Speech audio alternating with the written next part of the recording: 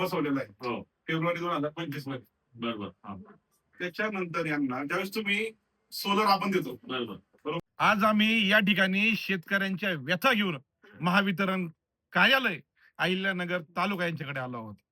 आपण जर पाहिलं तर याच्यामध्ये सातत्याने ज्या लोकांनी किंवा ज्या शेतकरी वर्गाने सोलर आपल्या घरी लावले आहेत त्यांना अधिकचे बिल येण्याचे अनेक आतापर्यंत आपण दाखले ऐकलेले आहेत.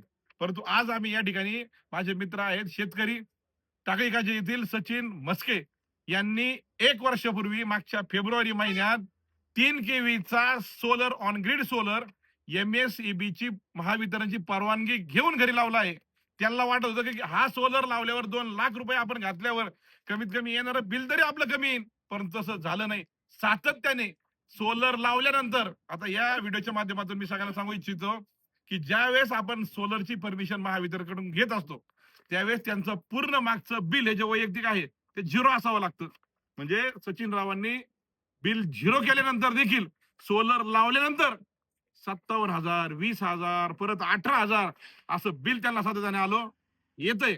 मग याची आज आम्ही या ठिकाणी चौकशी केली. असे दुसरे शेतकरी आहेत या ठिकाणी गुलाबराव वामन साहेब, हे देवगाव नगर तालुका या ठिकाणचे रहिवासी आहेत.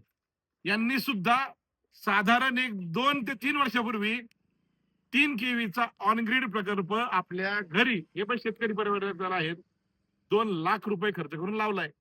यांना सुद्धा वाटत होतं की आपलं बिल कमी होईल, हे उलट झालंय. यांना या महावितरणने तब्बल 4,28,000 तब्बल 4,32,000 रुपयाचं यांना बिल दिलं. आता एखादा व्यक्ती ज्या वेळेस सोलर लावतोय त्यावेळेस त्याचं आधी 0 बिल होतंय. मग असं कुठलं सिस्टम आहे का एका शेतकरी कुटुंबात त्याला घरातल्या बिलाला 4, 4.25 म्हणजे 4,32,000 रुपये एवढं बिल येतंय. ज्यावेळेस यांनी ह्या दोन्ही शेतकऱ्यांनी 6, 7 चक्रा महावितरणकडे मारल्या, कुठलंही उत्तर मिळालं नाही. त्यामुळं आज ज्यावेळेस आम्ही या ठिकाणी मांडी घालून कार्यकारी अभियंता नगर तालुक्याचे महावितरणचे यांच्या कार्यालयात बसलो त्यावेळेस दोघांचे बिल कमी केलं. यांचे 4,32,000चं आता डायरेक्ट 8,000 बिल केलं, कमी केलं. म्हणजे फक्त 8,000च बिल दिलं, बाकीचं बिल यांनी ओढून टाकलं.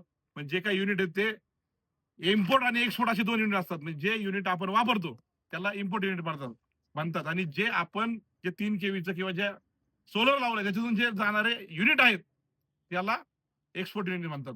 यामध्ये मोठी तफावत होती, परंतु ही तफावत यांनी आतापर्यंत ऐकून घेतली नाही. जर हे गेले तर फक्त बिल भरा एवढंच होतं. ज्यावेळेस आज आम्ही या ठिकाणी आंदोलनचा पवित्रा घेतला, या ठिकाणी कार्यालयात मांडी घालून बसलो, त्यावेळेस दोघांचाही प्रश्न सॉल्व्ह झाला. परंतु सर्वात महत्वाचं आहे याच्यामध्ये किती हेळसांड झाली. आज या वामन कुटुंबात NICU मध्ये म्हणजे छोटा नवजात बालक आहे, त्या घरात लाईट नाही, म्हणजे त्या मुलाचे किती हाल झाले असतील. मला यातून महावितरणला एकच इशारा द्यायचा आहे की जर पुन्हा शेतकऱ्यांच्या समस्या जर आपण ऐकून घेतल्या नाही, आता आम्ही शांततेने आंदोलन केलंय, परंतु यानंतर अधिकाऱ्यांना त्यांच्या तोंडाला काळं फासू